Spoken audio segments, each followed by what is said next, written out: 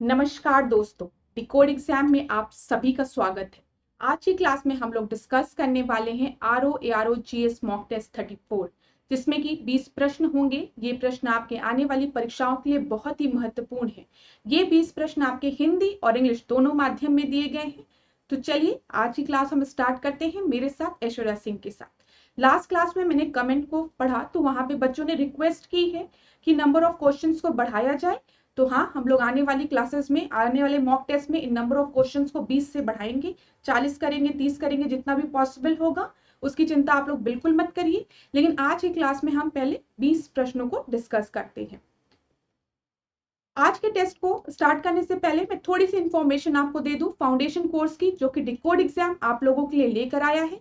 इस foundation course में RO ARO के होल सिलेबस को डिस्कस किया गया है थ्रू वीडियो लेक्चर्स। यहाँ पर आपको नोट्स प्रोवाइड की जाएगी पीडीएफ के फॉर्मेट में। यहाँ पर टेस्ट सीरीज प्रोवाइड की जाएगी। साथ ही साथ आपको टेलीग्राम ग्रुप से ज्वाइन कराया जाएगा, जहां पर अगर आपको किसी भी तरीके का डाउट होता है तो आप फैकल्टी से पूछ सकते हैं। इस कोर्स से रिलेटेड आपको अगर कोई भी इंपॉर्टेंट इंफॉर्मेशन चाहिए तो आप इस नंबर पर व्हाट्सएप करिए। यहाँ पर आपको सारी इंफॉर्मेशन प्रोवाइड कर दी जाएगी। तो चलिए अब आज हम क्लास का पहला प्रश्न देखते हैं। पहले प्रश्न को ध्यान से देखिएगा क्लास, थोड़ा सा अच्छा प्रश्न है ये। इस तरीके का प्रश्न पेपर में पूछा जाता है और ये थोड़ा डिफिकल्ट प्रश्न भी है मैं कहूंगी। तो इसको पॉज करके इसका उत्तर देने का प्रयास करिए। इसमें दिया गया है कुछ काउंसिल्स और कुछ आयोग के नाम दिए गए हैं और कुछ परिषद के नाम दिए गए हैं, काउंसिल्स के नाम दिए गए हैं और उनको क्रोनोलॉजिकल ऑर्डर में अरेंज करना है। सबसे पहले आपको दिया गया है संविधान की कार्य समीक्षा के लिए राष्ट्रीय आयोग का गठन। दूसरा, सरकारिया आयोग का गठन की बात बोली गई है। तीसरा, द्वितीय प्रशासनिक सुधार आयोग का गठन। और चौथा आपको दिया गया अंतरराज्यीय परिषद की स्थापना। ठीक है, तो यहाँ पर अगर हम देखें तो सबसे पहले इंटर स्टेट काउंसिल की अगर हम बात करें तो इंटर स्टेट काउंसिल का स्टैब्लिशमेंट कब हुआ है? 1990 में हुआ है। किस ईयर में? 1990 में। सेकेंड एआरसी की अगर हम बात करें तो सेकेंड एआरसी रिपोर्ट आपकी 2005 में आई है, जिसको कि हम एडमिनिस्ट्रेटिव रिफॉर्म कमिटी भी कहते हैं। ठीक है, फिर हम सेकेंड सरकारिया कमीशन की बात करें, सरकारिया कमीशन 1983। फिर the national commission to review the working of the constitution, संविधान की कार्य समीक्षा के लिए राष्ट्रीय आयोग का गठन कब किया गया है? ये आपका 2000 में किया गया है। ठीक है, अब आप अरेंज कर लीजिए। तो सबसे पहले हमारा सरकारिया कमीशन होगा, तो ये आपका किस ऑप्शन में दिया गया? बी में दिया गया है। बी आपका सही उत्तर है। ठीक है, अगर किसी भी बच्चे को पता होता 1983 में सरकारिया कमीशन आया, और आप सभी को पता है सरकारिया कमीशन ने सेंटर स्टेट के रिलेशनशिप की बात की है। ठीक है, सेंटर स्टेट रिलेशनशिप पूछता है कि किस कमीशन ने सेंटर स्टेट रिलेशनशिप की बात की है, तो सरकारिया कमीशन ने बात की है। अगर हम इंटर स्टेट काउंसिल की बात करें, जो कि फोर्थ ऑप्शन में आपका दिया है, इसके बारे में हमारे संविधान में किस अनुच्छेद में लिखा है? तो आर्टिकल 263 में। ये भी याद रखिएगा, आर्टिकल 263 में। और सरकारिया कमीशन ने रिकमेंडेशन दिया था इंटर स्टेट काउंसिल को बनाने का। ये भी याद रखिएगा कि किसके रिकमेंडेशन पे इंटर स्टेट काउंसिल का गठन हुआ? तो सरकारिया कमीशन। तो इतने क्वेश्चंस अपने दिमाग में बना के रखिएगा, क्वेश्चंस कहीं से भी बन सकते हैं। सही उत्तर बी था, मैंने आप लोगों को बता दिया। दूसरा प्रश्न देखिए, भारत के राष्ट्रपति के संबंध में निम्नलिखित में से कौन सा कथन सही है बोला गया है? करेक्ट स्टेटमेंट बोला गया है कि प्रेसिडेंट से रिलेटेड कौन सा स्टेटमेंट सही है? अगर आप वीडियो को पॉज करना चाहे तो पॉज कर सकते हैं। सबसे पहला आपको दिया गया है वह अंतरराज्यीय परिषद के अध्यक्ष होते हैं। अभी हमने थोड़ी देर पहले इंटरस्टेट काउंसिल की बात की गई है, तो क्या राष्ट्रपति इंटरस्टेट काउंसिल के अध्यक्ष होते हैं? बताइए आप लोग। दूसरा दिया गया है वह अपने विवेकानुसार राष्ट्रीय अथवा वित्तीय आपातकाल की घोषणा कर सकते हैं। मतलब प्रेसिडेंट जो है वो डिक्लेयर कर सकता है नेशनल इमरजेंसी और फाइनेंशियल इमरजेंसी। ठीक है, खुद डिक्लेयर कर सकता है वो। थर्ड दिया गया है वह क्षेत्रीय परिषदों की बैठकों में अध्यक्षता करता है। जोनल काउंसिल की जो सिटिंग होती है उसको प्रेसिडेंट चेयर करता है। और आखिरी आपको दिया गया है वे निर्वाचन आयोग की अनुशंसा पर अनुच्छेद 102 के अंतर्गत किसी संसद सदस्य को आयोग घोषित कर सकता है। मतलब आर्टिकल 102 का यूज करके on the recommendation of election commission president चाहे तो वो किसी भी मेंबर ऑफ पार्लियामेंट को डिस्क्वालीफाई कर सकता है। तो यहाँ पर सही बोला गया था, इस वजह से आपका सही उत्तर क्या होगा बताइए? यहाँ पे आपका सही उत्तर हो जाएगा डी। डी जो है वो आपका राइट आंसर है। ठीक है, यहाँ पर डी। अब देखिए क्लास, तो हम देख लें कि आगे की तीन स्टेटमेंट आपके गलत क्यों हैं। सबसे पहले दिया गया है इंटर स्टेट काउंसिल को की अध्यक्षता राष्ट्रपति करता है? नहीं, प्रधानमंत्री करता है। और इंटरस्टेट काउंसिल का हमने किस अनुच्छेद में बात किया है? संविधान के किस अनुच्छेद में दिया गया? 263 में, याद रखिएगा। दूसरा, नेशनल और फाइनेंशियल इमरजेंसी को अगर राष्ट्रपति चाहे तो वो खुद डिक्लेयर कर सकता है? नहीं, ऐसा कुछ भी नहीं है, ठीक है। On the recommendation of council of minister, 44th constitutional amendment के थ्रू ये बोला गया था कि written recommendation council of ministers की जरूरी है फॉर डिक्लेयरिंग द नेशनल और फाइनेंशियल इमरजेंसी, ठीक है। ये आपका जो मैंने बताया अभी आपको, ठीक है, इतनी चीजें क्लियर हो गई। अब हमने थर्ड स्टेटमेंट जो देखा, he chair the sitting of zonal council. अगर हम जोनल काउंसिल की बात करें तो वो चेयर नहीं करता है, कौन करता? वह क्षेत्रीय परिषदों की बैठक में अध्यक्षता नहीं करता। यहाँ पर जो आपका होम मिनिस्टर है वो उसकी अध्यक्षता करता है। इतनी चीजें क्लियर हो गई, ठीक है। गृह मंत्री जो होता है वो क्षेत्रीय परिषदों की बैठकों में अध्यक्षता करता है। चलिए थर्ड को देखते। क्लास में पूरी कोशिश करती हूँ कि हिंदी मीडियम और इंग्लिश मीडियम दोनों मीडियम वाले बच्चों को चीजें क्लियर हो सके, लेकिन कभी कभी ऐसा हो जाता है कि इंग्लिश ज्यादा हो जाती है, कभी कभी हिंदी ज्यादा हो जाती है, तो उसके लिए आप लोग मुझे क्षमा करिए, ठीक है, उसके लिए सॉरी आप लोग। लेकिन कोशिश करिए कि जो इस पूरे मॉक टेस्ट का जो कंटेंट है वो आपको समझ में आ जाए, ठीक है। और अगर इससे ज्यादा कोई प्रॉब्लम होती है तो आप कमेंट में बताइएगा। चलिए थर्ड प्रश्न को हम देखते हैं। भारत के मुख्य निर्वाचन आयुक्तों को उनके सही कालानुक्रम में व्यवस्थित कीजिए, ठीक है। क्रोनोलॉजिकल ऑर्डर में यहां पर भी बोला गया है उनको अरेंज करने के लिए। सबसे पहले आपको दिया गया है सुकुमार सेन, दूसरा आपको दिया गया है टीएन शेषन, फिर आपको दिया गया है वीएस रमादेवी, और फिर आखिरी आपको दिया गया है एसवाई कुरैशी। तो यहाँ पर क्लास अगर आपको थोड़ा सा भी आइडिया होगा तो सबसे पहले चीफ इलेक्शन कमिश्नर, ठीक है, भारत के प्रथम मुख्य निर्वाचन आयुक्त जो थे वो आपके थे सुकुमार सेन। ये डायरेक्ट प्रश्न है जो पेपर में पूछा जा सकता है। तो सबसे पहले तो 1 होगा, तो ठीक है, चलिए 1 इसमें भी दिया गया, इसमें भी दिया गया, इसमें भी दिया गया। दूसरे जो आपके हैं वो आपके हैं वीएस रमादेवी, ठीक है। तो यहाँ पर आपका थर्ड होगा, तो डी में ये ऑप्शन दिया गया है, तो डी आपका सही उत्तर है। यहाँ पर देख लीजिए, सबसे पहले आपके कौन दिए गए हैं? सुकुमार सेन दिए गए हैं, ठीक है। उसके बाद केवी सुंदरमम दिए गए हैं, फिर ठीक है, फिर एसपी सेन वर्मा, डॉक्टर नागेंद्र सिंह, फिर यहाँ पर अगर आप देखेंगे ये आपके हैं टीएन शेषन, ठीक है, वीएस रमादेवी। तो ये प्रश्न का सही उत्तर आपका क्या है? थर्ड का आपका सही उत्तर है डी। अगर आपने पास्ट ईयर्स के पेपर्स देखे होंगे तो इस तरीके का प्रश्न पेपर में पूछा जा रहा है कि क्रोनोलॉजिकल ऑर्डर में उनको अरेंज करना है।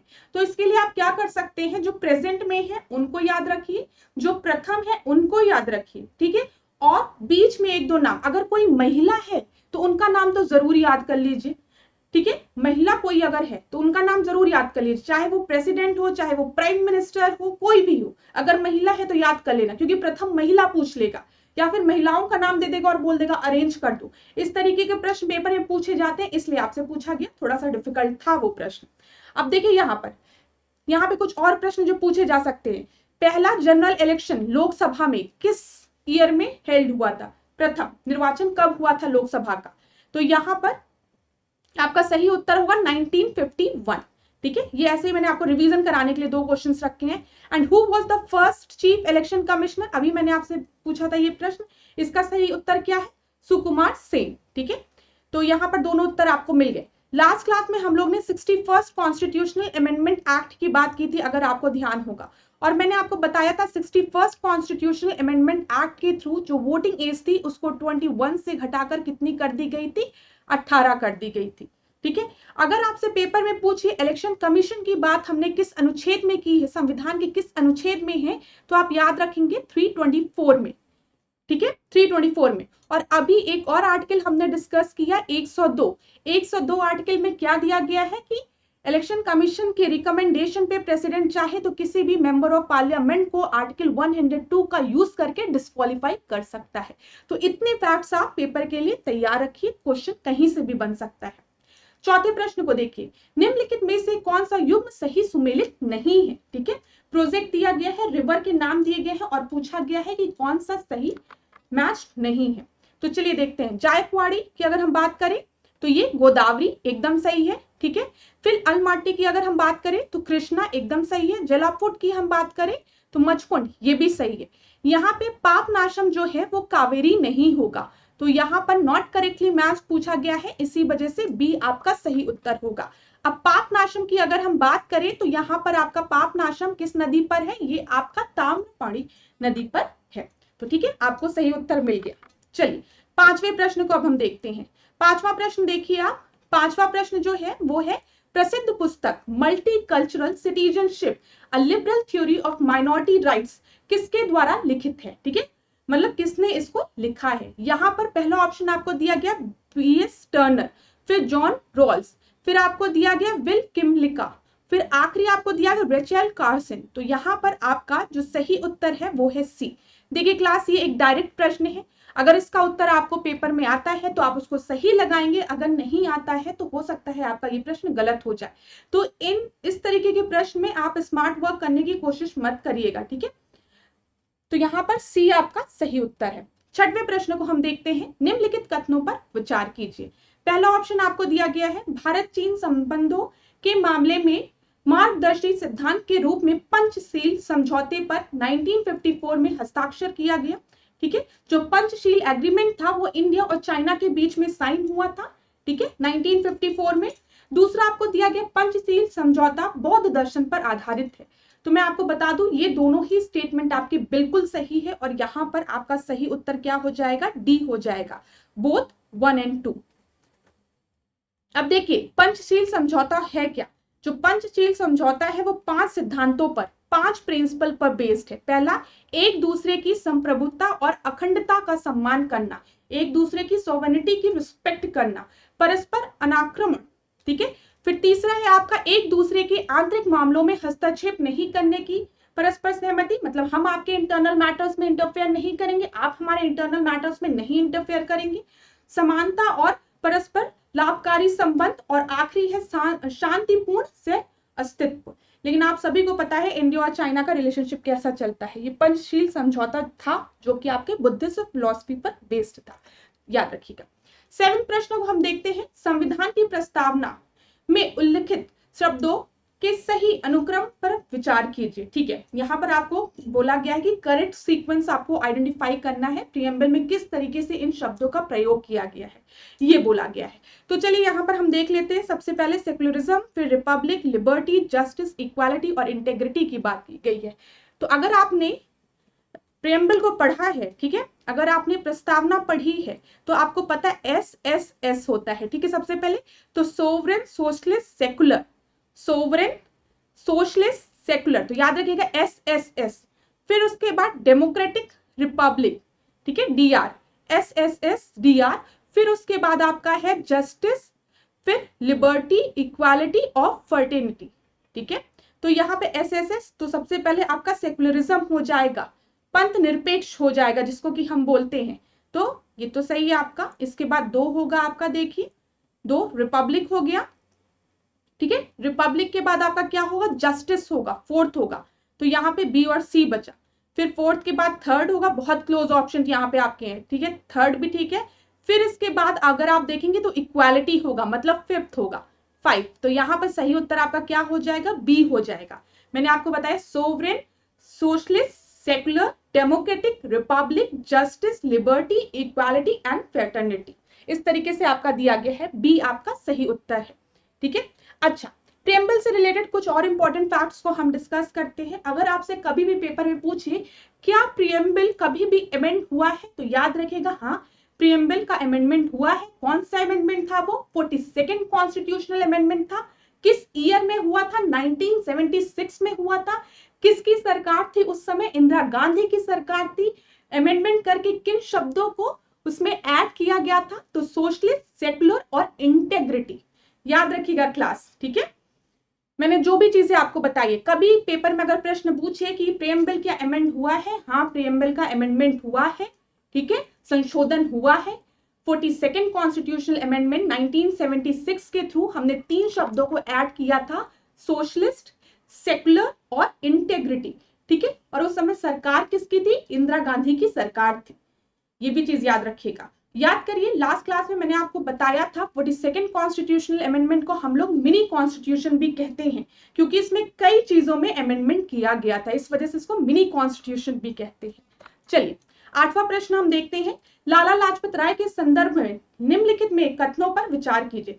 कुछ कथन दिए गए हैं लाला लाजपत राय से रिलेटेड और पूछा गया है कौन सी स्टेटमेंट आपकी सही है। ठीक है, सबसे पहले बोला गया है कि ये आर्य समाज से अत्यधिक प्रभावित थे। ठीक है, क्या लाला लाजपत राय आपके आर्य समाज से प्रभावित थे। दूसरा बोला गया है उन्होंने केवल एक बार कांग्रेस की अध्यक्षता की थी। तीसरा दिया गया वह भारतीय राष्ट्रीय कांग्रेस के गर्म दल से संबंधित प्रमुख नेता थे। और चौथा आपको दिया गया उन्होंने पंजाब नेशनल बैंक की स्थापना की थी। तो मैं आपको बता दूं यहाँ पे आपके चारों ही स्टेटमेंट सही है लाला लाजपत राय से रिलेटेड।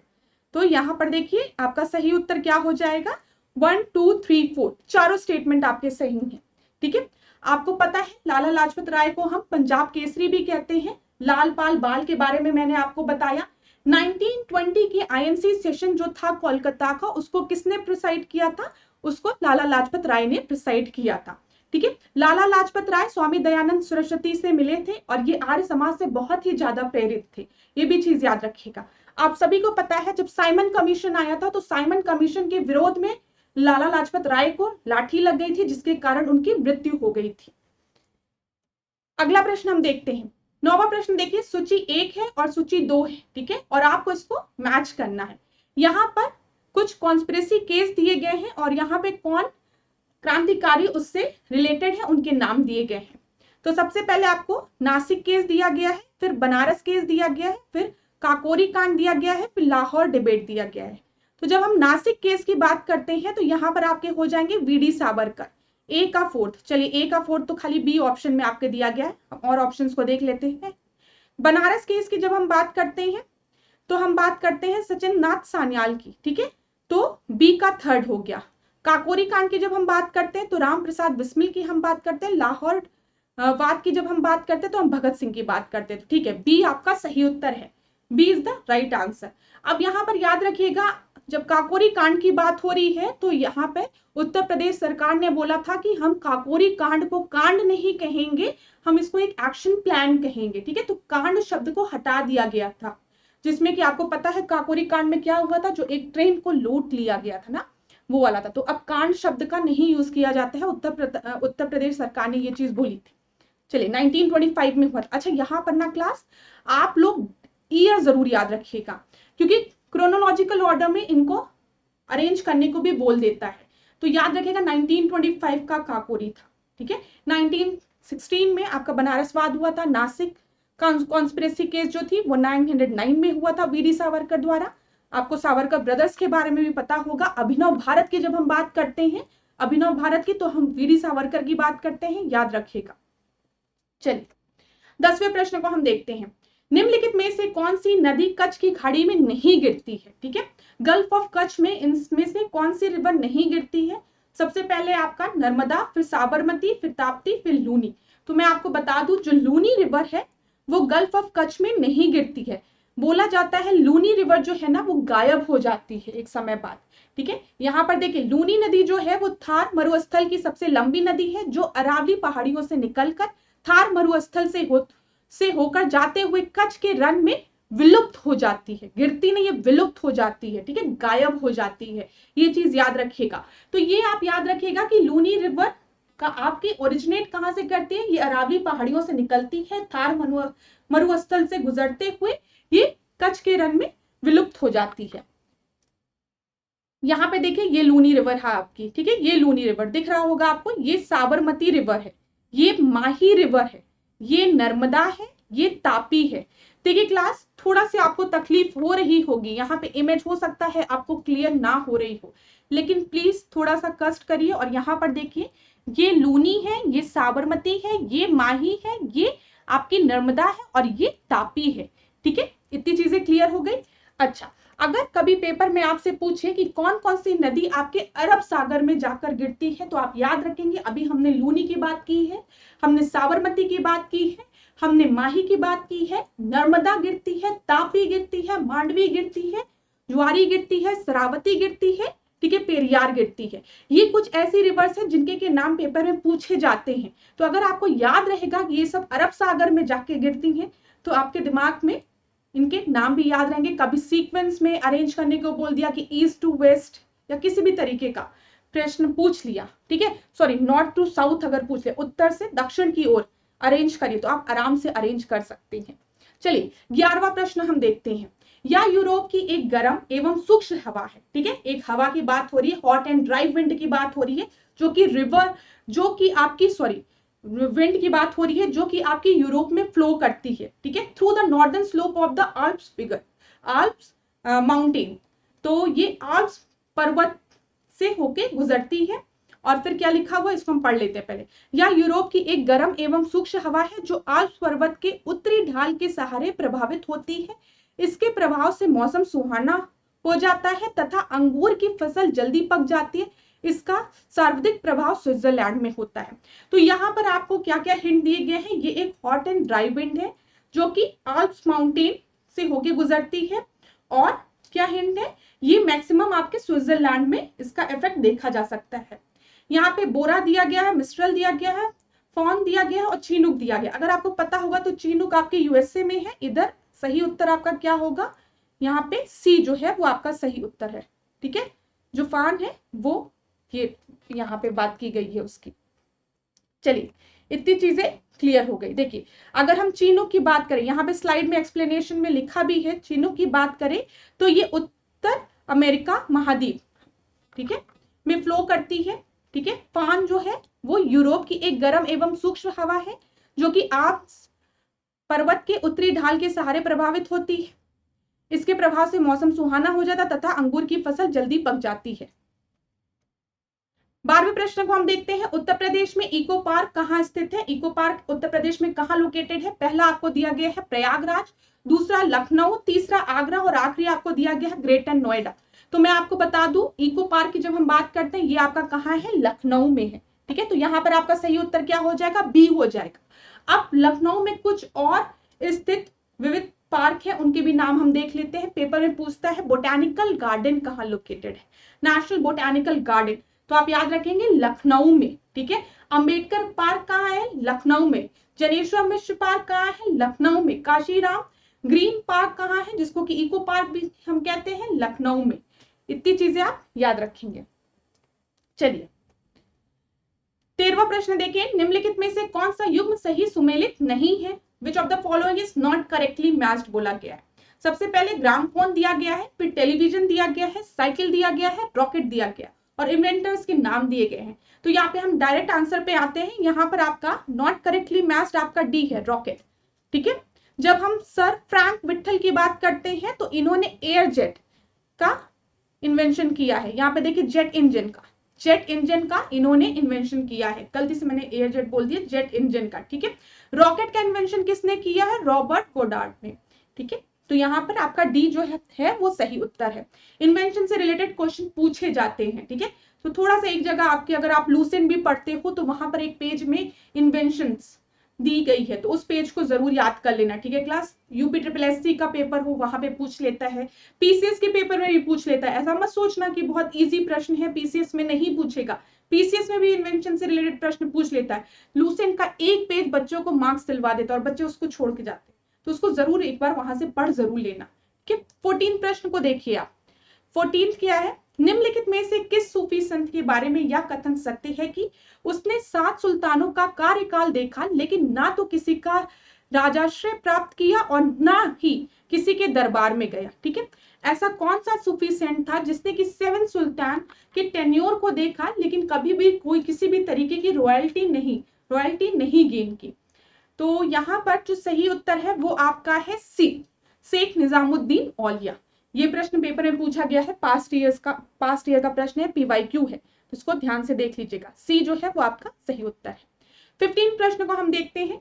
द्वितीय जैन संगीति जो कि 1512 ईस्वी में वल्लभी में संपन्न हुई थी, में अध्यक्षता किसने की थी, ठीक है। सेकंड जैन काउंसिल की बात की गई है जो कि वल्लभी में हुई थी, उसको प्रिसाइड किसने किया था। तो स्थूल पत्र दिया गया है, यहाँ पे संभूति विजय का नाम दिया गया है, देवार्दी गणी श्रमण का नाम दिया गया है और वासुमित्र का नाम दिया गया है। तो यहाँ पर जो सही उत्तर है वो आपका क्या है, सी जो है वो सही उत्तर है। देवार्दी गणी क्षमा श्रमण, ठीक है, सी जो है वो आपका सही उत्तर है। ठीक है, अगर हम आपसे बात करें कि पहले जैन संगीति जो थी वो कहां पर आपकी हुई थी और उसकी अध्यक्षता किसने की थी, तो आप याद रखिएगा चंद्रगुप्त मौर्य का शासनकाल था, पाटलिपुत्र में ऑर्गेनाइज की गई थी, जिसको कि प्रिसाइड किसने किया था, स्थूलभद्र ने किया था। तीनों चीज याद रखिएगा। यहां पर हमने आपसे पेपर में पूछा था कि सेकेंड जैन काउंसिल कहां पे ऑर्गेनाइज हुई थी, तो वल्लभी में हुई थी। ठीक है, फर्स्ट कहां पर हुई थी आप याद रखेंगे, पाटलिपुत्र में हुई थी। किसका शासनकाल था, चंद्रगुप्त मौर्य का शासनकाल था, और इसको प्रिसाइड किसने किया था, स्थूलभद्र ने। ठीक है, और इसी समय श्वेतांबर जैन साहित्य की भी रचना हुई थी, ये भी याद रखेगा। 16वां प्रश्न हम देखते हैं, निम्नलिखित में से कौन सा युग्म सही सुमेलित नहीं है। ठीक है, सही सुमेलित नहीं है पूछा गया है। मिग 21, चीनुक दिया गया है, रोमियो दिया गया, अपाचे दिया गया है और राफेल दिया गया है। तो मैं आपको बता दूं, मिग 21 रूस एकदम सही है, चीनुक की हम बात करें अमेरिका एकदम सही है, रोमियो की अगर हम बात करें यहाँ पे ऑस्ट्रेलिया नहीं, यहाँ पर भी यूएसए होगा। ठीक है, अपाचे की बात करें यहाँ पे यूके नहीं, यहाँ पे यूएसए होगा, और राफेल की बात करें तो फ्रांस सही है। तो यहाँ पे नॉट करेक्टली मैच्ड बोला गया है, इस वजह से आपका सही उत्तर हो जाएगा 3 और 4 किसमें दिया गया है, ऑप्शन सी। तो सी जो है वो आपका सही उत्तर है। चलिए 17 प्रश्न को देखिए। 17 प्रश्न एक अच्छा प्रश्न है, यहां पर भी आपको क्रोनोलॉजिकल ऑर्डर में इसको अरेंज करना है। इसका मतलब आपको ये युद्ध कब हुए हैं आपको पता होना चाहिए। ठीक है, तो चलिए अब इसको प्रश्न को करिए आप लोग। सबसे पहले आपको दिया गया है बनीहट्टी का युद्ध, फिर सरहिंद का युद्ध, बिलग्राम का युद्ध और कलिंजर का युद्ध। ठीक है, तो अगर हम बात करें बिलग्राम का युद्ध, तो ये आपका कब हुआ है, यहां पर मैं लिख देती हूं आप लोगों के लिए। देखिए ये रहा बिलग्राम का युद्ध, ये आपका 1540 में हुआ है। ठीक है, कलिंजर का युद्ध हम बात करें तो ये 1545 में हुआ है। सरहिंद के युद्ध की बात करें तो हम 1555 में हुआ है, और बनीहट्टी की बात करें तो 1565 में हुआ है। तो आप देख लीजिए, सबसे पहले बिलग्राम का युद्ध हुआ है बीके। ठीक है, बीके, तो बिलग्राम आपका हो गया 3, सबसे पहले 3 हो गया, फिर 4, 2 जगह दिया गया 3 4। इसके बाद आपका हुआ है सरहिंद, BKS। ठीक है, सरहिंद, तो ये आपका हो गया 2 और फिर 1, तो यहाँ पर आपका सही उत्तर क्या हो जाएगा, सी आपका जो है वो सही उत्तर हो जाएगा। समझ में आ गया, ईयर क्लियर है। अगर आपको नहीं क्लियर है तो यहां से भी देख लीजिए, जो बिलग्राम का युद्ध है वो कब हुआ है, 1540 में, 1540 में। किसके किसके बीच में हुआ है, ये भी प्रश्न पूछ सकता है, शेरशाह सूरी और हुमायूं के बीच में, याद रखिएगा। ठीक है, और इसमें हार किसकी हुई थी, हुमायूं की हार हुई थी। जो शेरशाह सूरी था उसने हुमायूं को पराजित कर दिया था और खुद दिल्ली की गद्दी में बैठ गया था। कालिंजर के युद्ध की बात करें तो ये 1545 में हुआ है। ठीक है, और ये शेरशाह सूरी का अंतिम अभियान था, ये भी याद रखिएगा। ठीक है, और इसी अभियान के समय 22 मई 1545 में, ठीक है, उसका मतलब जो विस्फोट हो गया, जिसके कारण शेरशाह सूरी की मृत्यु हो गई थी, ये चीज याद रखिएगा। ठीक है, फिर सरहिंद के युद्ध की बात करें, सरहिंद का युद्ध आपका कब हुआ है, 1555 में हुआ है, और ये युद्ध में हुमायूं ने सिकंदर सूरी को पराजित कर दिल्ली पर अधिकार कर लिया था। बनीहट्टी के युद्ध की बात करें, इसे तालीकोट का युद्ध या राक्षसी तगड़ी का युद्ध भी कहा जाता है। ये विजयनगर की पराजय हुई थी इस युद्ध में, पेपर में अक्सर पूछ लेता है, पेपर में याद रखिएगा। 1565 में जो राक्षसी तगड़ी या फिर तालीकोट, तालीकोट दिया रहता है, कहीं पे तालीकोटा दिया रहता है, वो किस ईयर में हुआ था, तो 1565 में। इस युद्ध को जरूर याद रखिएगा। और यहाँ पर विजयनगर एम्पायर की हार हुई थी, ये भी याद रखिएगा। और विजयनगर एम्पायर को उस समय उसका नेतृत्व किसने किया था, ये भी नाम याद रखिएगा, उसका नेतृत्व किया था राम राय ने। ये 3 चीजें आप इस युद्ध से रिलेटेड जरूर याद रखेंगे। 18वें प्रश्न को हम देखते हैं, यहाँ पे कुछ बुक्स दी गई है, उनके राइटर के नाम दिए गए हैं। इस तरीके के प्रश्न भी पेपर में कई बार पूछे जाते हैं, बुक्स के नाम, ठीक है, दिए रहते हैं और कौन उसके लेखक है पूछा जाता है। तो पहला ऑप्शन आपको दिया गया गांधी एंड गांधीज्म, दूसरा आपको दिया गया marks, Gandhi and socialism, third है वॉर ऑफ इंडियन इंडिपेंडेंस और थर्ड है इंडिया विंस फ्रीडम। पेपर में कई बार पूछा गया है इंडिया विंस फ्रीडम किसने लिखा है, तो ये लिखा है अब्दुल कलाम आजाद ने। ठीक है, फिर उसके बाद वॉर ऑफ इंडियन इंडिपेंडेंस, ये वीडी सावरकर, ठीक है, वीर सावरकर, याद रखिएगा, वीर सावरकर की द्वारा लिखा गया है। मार्क्स, गांधी एंड सोशलिज्म, ये किसने लिखा है, राम मनोहर लोहिया ने। एंड गांधीज्म किसने लिखा है? बी.आर. अम्बेडकर ने। तो अब आप देख लीजिए यहाँ पर सही उत्तर क्या होगा, ए का फर्स्ट हो गया, ठीक है। Marx, Gandhi and socialism, Ram Manohar Lohia, A का, बी का फोर्थ, ये हो गया, ठीक है। वॉर ऑफ इंडियन इंडिपेंडेंस, ये आपका वीर सावरकर हो गया, सी का थर्ड। और India wins freedom, Abdul Kalam Azad. तो यहाँ पर सही उत्तर सी हो गया, 18वें का सी सही उत्तर है। 19वां प्रश्न देखते हैं, ये भी एक अच्छा प्रश्न है। क्रोनोलॉजिकल ऑर्डर में अरेंज करना है। आज के क्लास में हमने कई प्रश्न देखे जो कि क्रोनोलॉजिकल ऑर्डर में अरेंज करने वाले थे ना। पहला कमीशन वाला देखा, दूसरा हमने अभी वॉर वाला देखा, अब ये फिर आ गया है थर्ड क्रोनोलॉजिकल ऑर्डर में। तो Subhash Chandra Bose was elected as the president of Indian National Congress for the first time. Subhash Chandra Bose को प्रथम बार भारतीय राष्ट्रीय कांग्रेस के अध्यक्ष के रूप में चुना गया। दूसरा आपको दिया गया तृतीय गोलमेज सम्मेलन। तीसरा आपको दिया गया ब्रिटेन द्वारा द्वितीय विश्व युद्ध में भारत के समर्थन की घोषणा। और चौथा आपको दिया गया भगत सिंह, सुखदेव व राजगुरु को फांसी। तो चलिए इस प्रश्न को करते हैं।